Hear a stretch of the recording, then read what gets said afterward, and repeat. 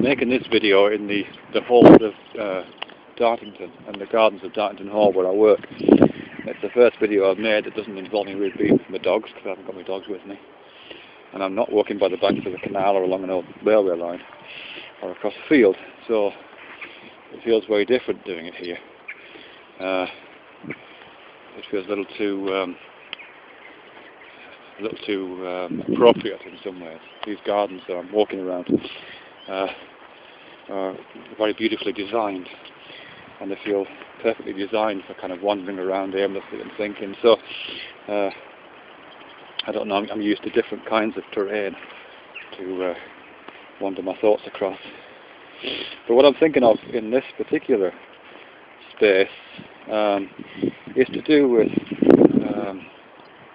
I guess performance, really, which is appropriate since there's an art college here where I work at.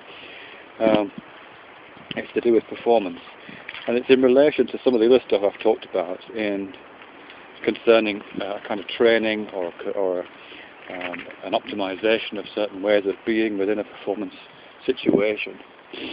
And what I've thought about before, I can't even remember if I've talked about this before actually, so I better reiterate. What I've thought about before in that is that certainly part of performance optimization, not necessarily in theatre, but to do with all kinds of practices, is to do with the organisation of bodily behaviour at a scale and at a complexity that we're not habitually used to dealing with. If I can step outside of theatre for a minute, or performance for a minute, and talk about something like tennis. Pretty much anybody can play tennis after a couple of lessons, but to be really good at it, you've got to master the details. And that isn't necessarily about learning the details one by one. It's a kind of an approach to those details. And in fact, I would say that on a purely empirical level, the difference between a really fantastic tennis player and just an average one is actually very small. They're both running around the court in very similar ways. They're both holding the racket, I beg your pardon, in relatively similar ways. They're all making the same kind of gestures towards the ball. But the difference between excellence and competence, in that case, as in I would say every other case, is relatively small. You're probably just talking about 5% of difference.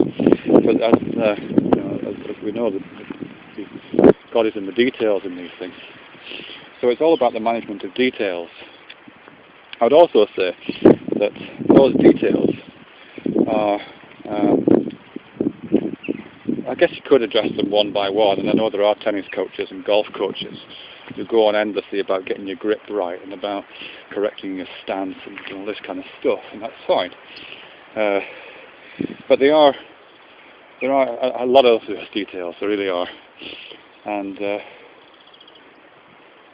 it's probably not really viable to manage them all.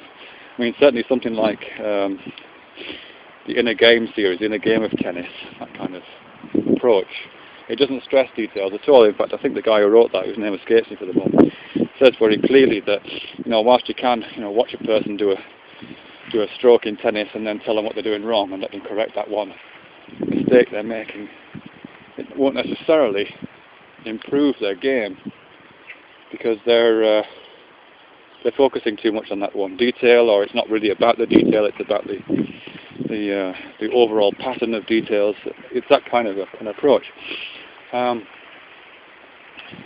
it's not really about that. And what I would also say in relation to the sort of performances that I'm more interested in, which is kind of theatrical, art-based performances, is that the level of details in those can be incredibly precise. It can be down to minor inflections in the voice, or it can be to do with tiny inclination differences in the head, or the tiny differences in the length of a pause, or an eye gaze direction, maybe even a pupil dilation effect. I think you're dealing with quite subtle details in those things, which ultimately have an effect. I think any kind of a spectator, an audience, looking at that kind of performance, trying to pick up on those kind of effects, maybe through some kind of amplify complex resonance is, if not noticing small details, then at least responsive on an embodied level to small details. So when you're trying to deal with those kind of tiny responses, then no amount of correction of them one at a time is going to do it. You can't really go to a performer and say, yeah, you need to leave another 15 milliseconds in that pause there. Or when you say that line, you need to just go up a semitone in that particular syllable. It's never going to work doing that. So another kind of approach, a more kind of holistic approach, conciliant approach, has to be taken, I think, to getting that, to optimising performance in that kind of a situation.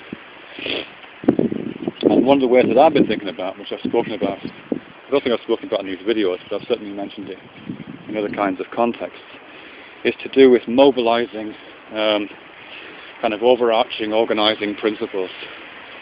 And in that, I've been talking about metaphors before now, and I think metaphor is quite useful in that. If I can just draw an analogy, I don't know if this will work or not actually, but there's an exercise that I've done with students once or twice, and that has been done to me. It seems to work. I'm not absolutely sure how it works, or if it does work properly.